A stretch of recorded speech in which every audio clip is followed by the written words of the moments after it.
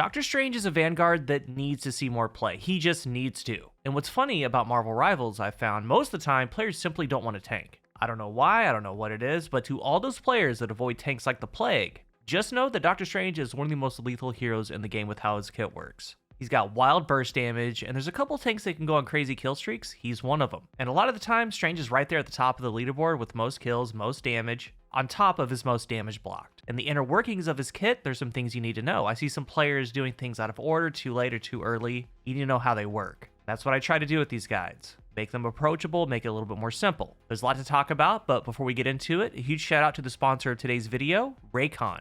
The madness of March, whether it's background noise, distractions, or just trying to focus, sometimes you need your own space. That's why I've been loving my Raycon everyday earbuds. They go everywhere with me. I'm at my desk the majority of the day. I use them all the time while I'm editing, and the active noise isolation really helps me stay in the zone. Editing is the longest part of the creation process, so it's been great to have them on. And anytime a phone call comes in, it's crystal clear on both ends of the call because there's 4 high-performance microphones that are carefully placed on the earbuds to make me sound great. Wearing them for long hours, they fit perfectly too. The most comfortable earbuds I've ever had. Their gel tips provide the cushion that I need, there's no slipping out, no ear fatigue, and there's multiple gel tip sizes to accommodate different ear shapes and sizes. Everything you need done can be done with taps. I love it. They're also IP66 waterproof, water and dust resistant. A couple of my favorite features are simple ones that go a long way. The battery life, 32 hours total, plus a quick charge feature. 10 minutes of charging gives me 90 minutes of playback. And they also have multi-point connectivity. They let me pair 2 devices at once, my phone and my laptop, and they automatically switch to whichever one's playing audio. There's no need for pairing each time, and the best part, Raycon start at just half the price as other premium audio brands with similar features, and there's tons of vibrant colors to fit your style. I prefer the black ones, I like them a lot. They offer a 30-day happiness guarantee with a return policy, no questions asked, so there's no risk to try them out for yourself. They're awesome, and you're gonna love them. So grab yours now. Click the link in the description box down below or go to buyraycon.com/CoolGuy to get 20% off the best-selling everyday earbuds. Brought to you by Raycon.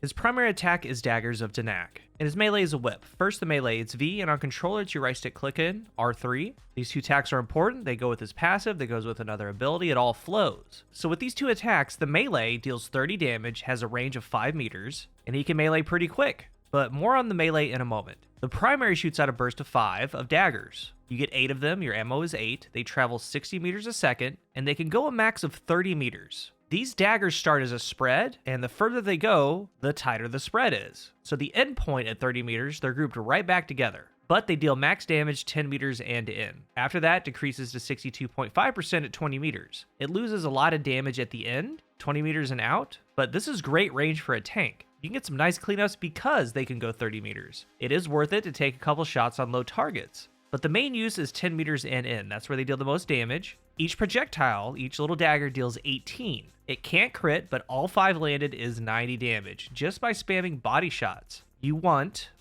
need all 5 of them to land. And the combo for Doctor Strange is very easy. It's just primary melee. Shoot daggers, whip. This little 1-2 combo, very fast, is 120 damage. Really good, quick pressure. But let's clear something up. The primary cannot be canceled. Well, it can, but you shouldn't. So what do I mean by that? I see a lot of people do different variations of this. Shoot, shield, or maybe shoot melee. Just do it fast. Do the primary, shield, melee. What happens when you do it this fast, when you animation cancel that primary, or at least what you think you're doing? Once you hit the primary, the projectiles are being made, they start to travel, and if you stop them, if you melee or shield too early, it cuts off the projectile count. You're stopping your damage by doing this. And if you do it too early, if you try to animation cancel it, maybe only 2 get out, or 3 daggers instead of 5, and it's a big deal. It's a burst that should do 90, and you're making it do 36 or 54. Not to mention you're getting less dark magic for the passive. So when you do this combo, just remember, make sure all 5 of these get out before you do another attack or put up that shield. That isn't to say that the shield can't be reactionary, because it is, and you should. Like, say a Bucky hook is coming, right as you primary, put the shield up, stop it. But when you're attacking, make sure that the primary shots fully go out before you do your next input. And the full combo is fast by itself. Just try not to cut it off early, because these hits, all this damage, goes into his passive for dark magic. It's also worth noting on your reload. In the center of the screen, there's a circle that fills up. He brings his hands out, then he claps. Right after he claps, if you put up your shield, it cancels the end of the animation and you can shoot quicker. It'll basically go from shield to shot immediately. Just know that this is there, and in the heat of the battle, you can use it. This is an animation cancel that works. His passive is the price of magic. Dark magic accumulates with every hit on an enemy. If dark magic peaks for too long, Doctor Strange will be cursed with anti-heal. There's a counter in the center of the screen that goes to 100. For every dagger hit, there's 5 in the burst, you get 3.5 dark magic. So the total burst is 17.5 points. For every melee you get a hit with, you get 10 dark magic, and that's why the melee is very important. So the full combo of primary melee is 120 damage and 27.5 dark magic. You keep doing that combo over and over until you get 100 dark magic. But once you get to 100, you have 3 seconds to use it. If you don't, you're going to be cursed with anti-heal. You turn purple, which is not good, and for 2 seconds, you have no anti-heal. But you're getting these hits. You're doing good damage. The whole goal is to get to 100 dark magic, because that goes into his next ability. Maelstrom of Madness. Release dark magic to deal damage to nearby enemies. It's on an 8-second cooldown. It's your E on controller's top right bumper. It's got an 8-meter spherical radius. Each point of dark magic deals 1.3 damage. Fall off begins at 5 meters, decreasing to 70% at 8 meters. So you want to be 5 meters in it, your melee range. If you have 100 points of dark magic, this deals 130 damage. And this is what makes Doctor Strange so deadly with his burst. Because your main combo, you're doing 120, primary melee, accumulating dark magic. Then you get to 100, use this for a 130 burst. A ton of damage, especially when you get onto a DPS or strategist, because you're going to look at their health, maybe they're halfway. Most of the time, this ability will just take them out if you have 100 dark magic. But that's your whole goal. Do the combo until you have 100, drop it on an enemy. Ideally, not a tank. There's going to be times when you have to, especially when you're solo tanking, and there's going to be times where you need to. But if a Luna or a Mantis is just passing by your tank battle with another tank, redirect, focus on them. And if they're full health, this does 130. Your main combo deals 120. They're not far away. It's a very powerful play loop. The Shield of Seraphim creates a protective barrier against damage. Of course, this is your shield. You right click on controller's left trigger. I have it on hold to activate, so it's going to be on a hold and release input. That means you press and hold to block. The moment you release, it drops the shield. It has 800 health. If it gets broken, completely shattered, it has a 3-second cooldown before it comes back. So to bypass that, you don't want it broken. When it takes damage, you're going to stow it. It's going to get health back. It recovers 70 health a second, but it's going to be better to recover instead of it just being broken and have to wait. First of all, on PC, I'm not sure it works on controller, but regardless, it should work. I've tried a controller, I can't find the button input or sequence, so if any of you know how to do this on controller, please share down below. But on PC, if you have your shield out and you're blocking, you can hold the Alt key and look behind you. This shifts your entire camera to look behind, and this can be beneficial. To walk back, find your healers and block them, or maybe you need help. You can look back on where your healer is, and you can start slowly walking to them. It has its use cases. It's a very cool thing to do. But the shield itself has multiple use cases. Maybe you're Bucky and Punisher and infinite ammo with a rocket. Stand in front, give them a shield. A Punisher's in their ult. Have them walk behind you. An enemy Hela goes into the air. Use his other ability, the cloak. You get up there and stuff the shield right in her face. Make her waste her ult. Magneto ults, Iron Man, Scarlet Witch. You put up the shield. You block them fully. And he's stunned like a Bucky hook or displacement. You put it up. You can block it. Teammates are low, trying to get away. Put the shield up, have them get behind you. I mean, all of this is in one. And of course, while you're dueling, if you're getting healing, you can just rip off the combos because you're getting healed. But if you don't have that much healing there, or if you want to block some important abilities, you can do the combo, throw in the shield block, and mitigate some of that damage on you. But a lot of the times, you are in the front line using that shield to gain ground. It's a huge part of his kit. With a Cloak of Levitation, you ascend and enter a brief state of sustained flight. It's your shift on controller's top left bumper. It's on a 15-second cooldown. It's an instant cast. You go right up in the air 8 meters. And your main use is to buy time. You're getting low, you're getting overwhelmed. You can hold backwards and jump straight back up into the air and make it easy for your healers to see you and heal you. But it's also great to get to places you need to that are high. You just kind of jump up there. Yeah, it, quote, wastes the cooldown, but there will be times where you do this. But this ability, it's not a great counter, but a definite counter to Wolverine, because as soon as you're grabbed, use the Cloak of Levitation, get up in the air, and back away from them. It's also good to get away from ultimates. Say a Psylocke, a Jeff. There's a number of ultimates you can get up and away from them. It's a very useful ability, but it's mostly used to buy yourself time, and it has a ton of utility otherwise. The Pentagram of Farallah opens portals between 2 locations, enabling all units to pass through them. It's your F on controller, it's Y or triangle. This has a 3-minute cooldown. It's great to move your team point A to point B. It's great to use mid-match to drop in on the other team or get a flank going, drop ults. And what I like to do on capture maps or when attacking is use it immediately. I tell my team I'm using the portal, and a lot wonder why. Why would you, quote, waste your portal? A, what you're trying to do is establish mid control. Win the fight, win the first zone. But to go with that, this portal is always going to be up at the end of the match. So say if you start the round using the portal to get to mid, by the end of the round, it's going to be up. So when you really want to use it or when you really need it, it will be there. But it's also what I think is a broken switch play, meaning you're not playing Doctor Strange. You're playing Magneto, another tank, time is ticking down, you switch to Strange and use this portal to get your team to mid where you couldn't otherwise. I've always thought that that's broken, and honestly don't be surprised if you see like a cooldown penalty in the future to this ability, so players can't do that, but it's very beneficial to do. I've won, and I've seen a lot of players win games because they did a late Doctor Strange switch, got their team back to mid. You can also use the portal to block off spawns, maybe try to send them off the map, up to you. The portal is really, really good. His ultimate, the Eye of Agamotto, your Q on controller, press both sticks in. Separate enemy souls from their bodies. Damage dealt to these souls is transferred to their physical bodies. It's got a 10 meter spherical radius. The cast damage is 60, so as soon as you stun them, it is 60. You then separate their souls for 3 seconds. As you hit them, they get knocked out of their bodies, even Penny. Pretty cool to watch Penny get knocked out. But you now have their physical body and their soul.